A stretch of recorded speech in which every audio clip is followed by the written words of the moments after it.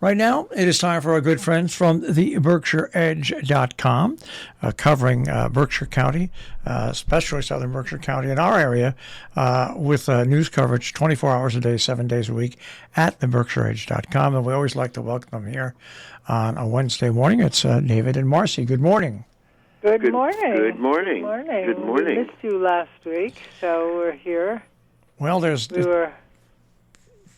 things you got to do in life, right? Yeah, so we went to New York for Thanksgiving. Well, that's not a bad thing to do. No, we had a nice time. I cooked for Thanksgiving. Pardon?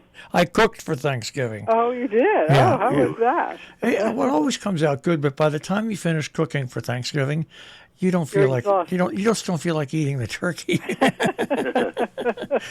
I know it's a lot of work. It's just and you taste as you go along because you're adding spices and stuff like that. So you take little tastes as you go along, and by the time you're finished, you've had a meal. You've had your meal. Yeah, right.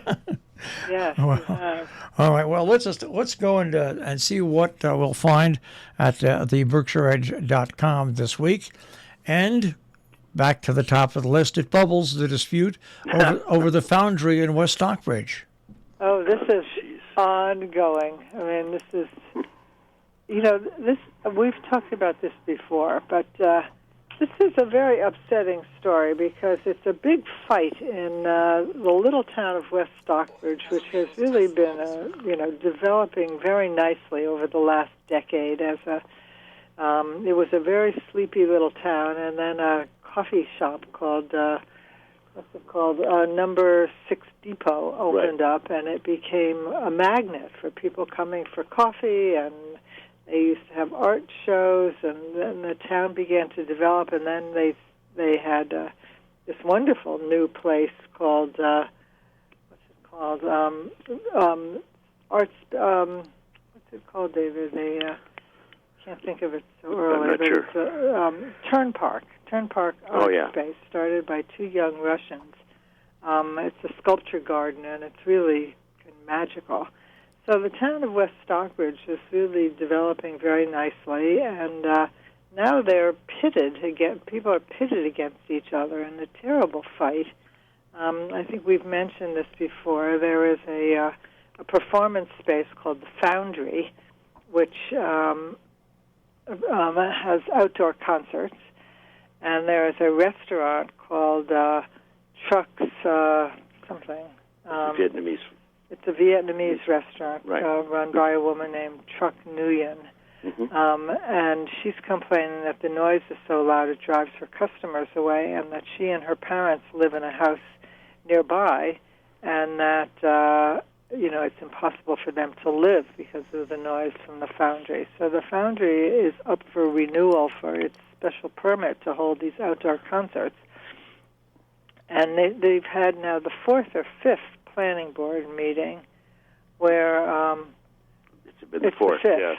Oh, it's the fourth, right. And it's heading to the fifth. Yeah. And the town can't make a decision. There are all kinds of people shouting at each other. Our reporter, Shaw Israel Isaacson, has attended all the meetings, and and he's kind of amazed at the discord. So now they've had another meeting, and they still haven't made a decision about. The woman who owns the Foundry is getting concerned because her liquor license has to be renewed by December 5th. Which is in 5 days, and she can't renew her liquor license if her place is closed, as it is for the moment, although the town seemed to indicate that they would extend the deadline for the liquor license. But anyway, it's a mess, and the town has really taken sides one way or the other, and we're getting endless letters to the editor about what should be done or shouldn't be done with the Foundry, and because the Foundry is bringing people into downtown, that's good for the local businesses. So it's not so cut and dry. Well, the whole thing here is this is where government is a great thing, but there's times where it fails.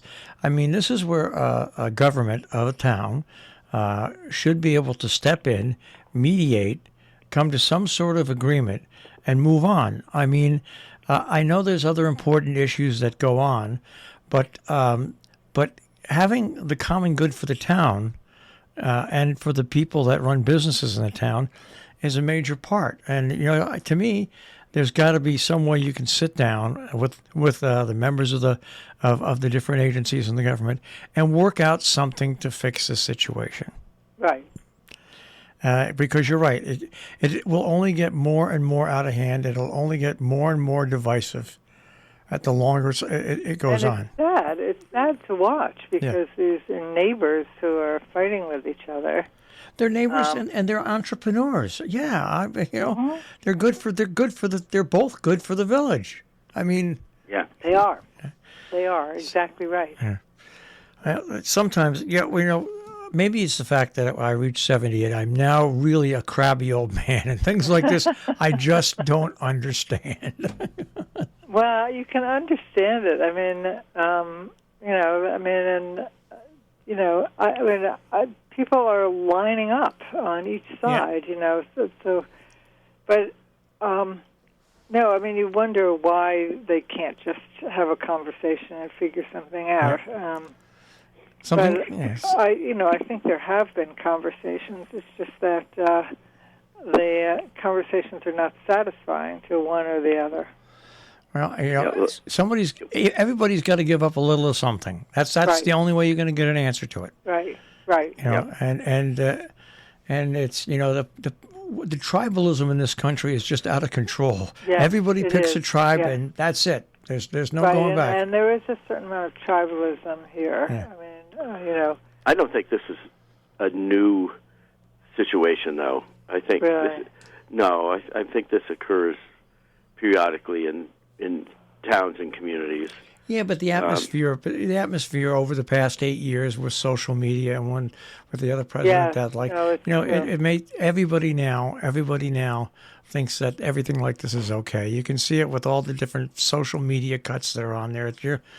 It's gotten so bad. It's gotten so bad. People don't talk to each other. Yeah. No. They talk at one another. You're right. They That's exactly right. Right. And there's no sense of community anymore. It's my side versus your side. Yeah, that's what I mean.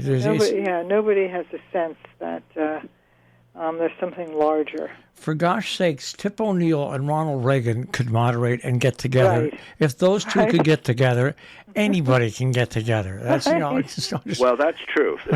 You couldn't imagine two more opposite people. No. And half the people, unfortunately for us, half the people out there are saying, Tip O'Neill, Ronald Reagan. Who's that, right? All right, let's move on to a story about that your feature writer has been creating. Sheela Clary. Yeah. She's been writing a series of stories called Where We Are, and what she's doing is profiling local people and enterprises. They're trying to get at what is the essential character of this area, right? And so she's been interviewing people that just the ordinary people that you take for granted, right? Here that make up the essential parts of the community. And so this week she's profiling Craig and a couple, Craig and Gail Elliott, who were former owners of the Egremont Store in Egremont.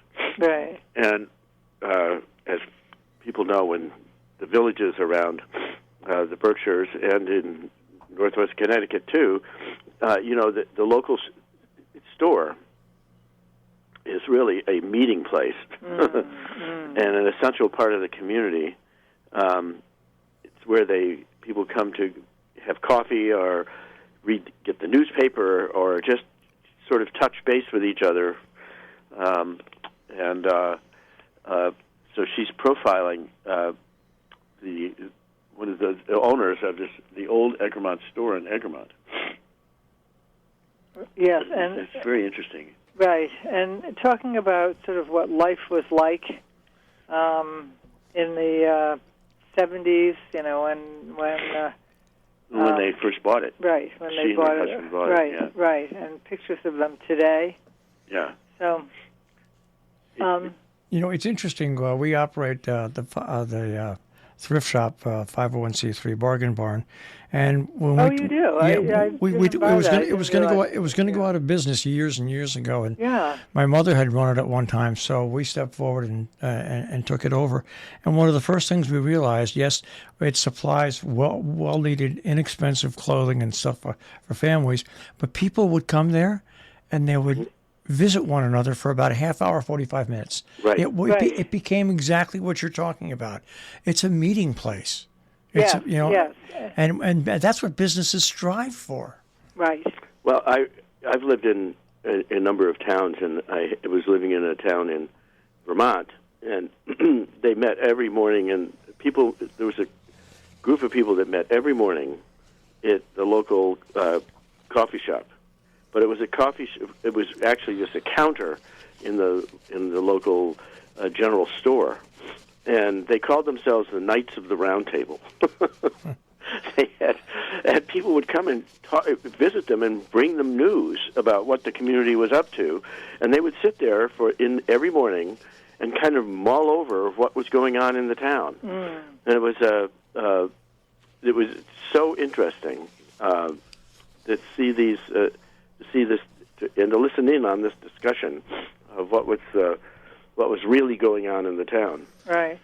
Now, what the husband in this couple says is, one of the reasons that they sold the store is really because of the change in the environment. That they knew everybody. Everybody would come into the store, and then, at a certain point. The town started to change. It became, predominantly second homeowners, and they said, people didn't know each other. He would drive on a winter night. He would drive home from the store, and then none of the houses had lights on. And he said, I don't blame people. If they want to sell a house that they paid $30,000 for, and somebody comes along and is willing to pay $350,000 or $400,000 for it, you can't blame them for wanting to sell. But on the other hand, he said the town was just, the whole point of owning the store was different. And he decided that he'd had it, and they sold it. Now, I think that Egremont Store, though, continues to be a place where people meet. I mean, it's still operating. It's just not these same people. But I know, people have reported to me gossip that they heard at the Egremont Store. People go in for sandwiches. They go in for the newspaper. It's still a hub. We don't really have any place like that in Great Barrington. Well, we have Fuel. We have Fuel, the coffee shop. Yeah, right, we have a coffee shop here, and there are people that are regular denizens of that. Yes, right. who do mull over the events of the day. Right, yes. And with very strong opinions about how the select board is doing. It's true. Well, we were talking about profiles, and you've got another story coming up next, and that is a profile of volunteers in medicine. Yes. Oh, yeah, what a wonderful group that is. This is part of our business. We are doing business articles on Mondays, which we call Business Monday. And we're trying to do profiles of businesses every week, some for-profit, some non-profit, because non-profits, as you well know, Marshall, trying to keep this radio station alive, I mean, non-profits are also businesses. So this time we did a profile on our business series of Volunteers in Medicine Incorporated. And it's really a wonderful story. Do you want to? Go ahead, Marcy. Well, it started. Volunteers in Medicine is a wonderful institution. It's a wonderful organization, and it kept going through the pandemic. It kept going strong through the pandemic. But it really started by. By the way, the word volunteers volunteers are doctors. Yeah. Right. They're not. So we're talking about some real professionals here. Right. Yeah. Well, it's the story goes that back in 2003. There were, two couples that moved up to the Berkshires. One couple consisted of two physicians, two recently retired physicians, and they were talking about the fact that they couldn't find a doctor for themselves. And then they started to think, well, if it's so hard for us to find a doctor, what about people who don't have insurance? So this was back in 2003, and they began to look into it, and they created a sort of 10-page list of people and organizations and that ultimately developed into the first iteration of VIM.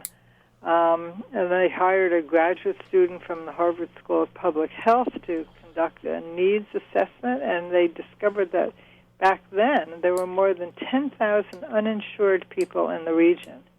So people who not only had no regular physician, but also had no way to go to the ER in a medical emergency or get dental care or obtain a prescription because they couldn't afford it and they didn't have any insurance. So they found, some other recently retired doctors, and they started up around 2003.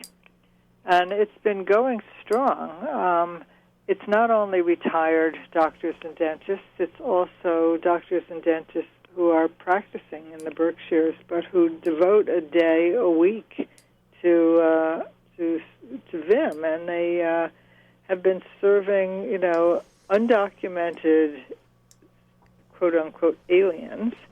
In fact, there was a rumor during the pandemic and during the Trump administration that people were afraid to go because ICE was sitting in the parking lot waiting to see who showed up and would nab people as they were coming for their doctor's appointments. I don't know if that was true or not, but it was certainly the rumor, and it reflects who was being served.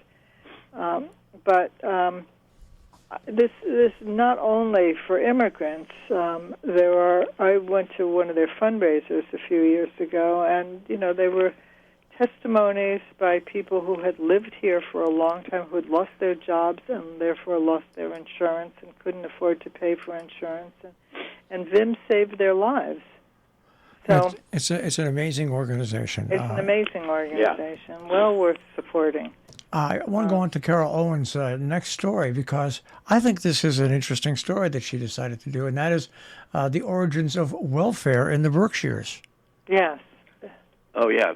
Well, Carol's one of our regular columnists every week, and she really has a wealth of stories about things that about the history of the Berkshires and how they're the current iterations of what that history has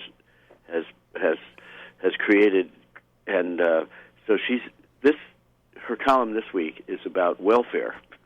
Part one. Part one. Mm-hmm. Yes, this is part one. There'll be more. And it really is gets at one of the crucial issues that we as an American culture have to deal with, which is the poor and how to help them live. And so she revisits our old New England tradition or colonial period of addressing as she says, the plight of the poor. It was the first law it was passed in 1692. So we've had this. And the law, rather than creating a safety net, said get out. The law referred to a practice that was known as warning out, which is if you couldn't pay your way, you were asked to leave the town. You were warned out of the town. So, a woman whose husband died and left her with children, and she couldn't afford to feed the children or support the children, would be kicked out of the community because no one wanted to pay for anybody else. And it was So it's the origins of, as she's saying, the tension between those who believe the poor should pull themselves up by their own bootstraps and those who believe the country should lend a hand. And it's still being argued, and it's never resolved, and it is one big difference between political parties. But it started in the colonial period, and it's and she cites historical examples, right? One was an example of a woman who was widowed and left with 7 children. And so, how did she make her way for her family? The other several examples are women who are accused of fornication. Men are never accused of fornication, but the women are because these women would bring children into the world whom they couldn't afford to support, so the community would kick them out. That if you couldn't pay your share, they didn't want you in the community. Now, there were reasons for this. It's because these communities that were developing, had big expenses. I mean, they had to build roads. They had to build, roads are the big thing, but they had to build infrastructure into their communities. And if you couldn't afford to pay your taxes or contribute to the community projects, the community couldn't sustain you. But still, it was, she finishes the article by saying that there's a story about this slave called Mum Bet, who was the first slave who really ended slavery in Massachusetts, because she had a lawyer who sued on her behalf, and she won her freedom in 1781. But 6 years later, one of these women who was accused of fornication was actually bought by a man. I mean, she was a white woman. She couldn't pay her bills, so somebody actually bought her, paid her bills, and owned her. And even though Mum Bet was freed in 1781, 6 years later, when this woman was bought, no one remarked about it or said anything. Amazing. They didn't see the irony of They this. didn't see the fact that now they had white women who were being enslaved. I mean, what would happen is that if they had bills, somebody would pay their bills and own them until the owner decided that the bill had been paid off. But so it was up to the owner to decide when the bill was paid off, and perhaps never. Interesting look back in history. Well, we got about a minute and a half left, and like we here, I know you there, we are flooded this year because we're past the COVID syndrome, I think, with people worrying, with events, and you've got them all there on your pages. Yes. Well, we have a couple of things. First of all, we have a fabulous online calendar where you can search for events by date and category and town. But we also are now running on our homepage a column called Holiday Happenings, which we continue to update. And we also have a daily column called Bits and Bytes, where we talk about things that are happening. So the Edge is a good place to find out what's going on. And you can buy tickets if there's tickets. If there are ticketed events, you can go right to the box office. Go right to the box office of these organizations and events. Now, I have one question about Bits and Bytes. Seeing as you're on computer, is Bytes spelled B-I-T-E-S or B-Y-T? B-Y. B-Y. All right, good. We're very modern. That's right. All right, well, we're out of time, modern people. Okay. Well, it's been great talking with you. That's right, and we'll do it again next week. Unless there's hardly wait. All right, we'll have lots of updates on some of these stories, like the Foundry, probably. Right. Yes. All right, guys, have a great week. You too. Bye. Take care. Thank you. Bye. That is this week edition of the Berkshire Edge on air. Of course, you can find them at theberkshireedge.com.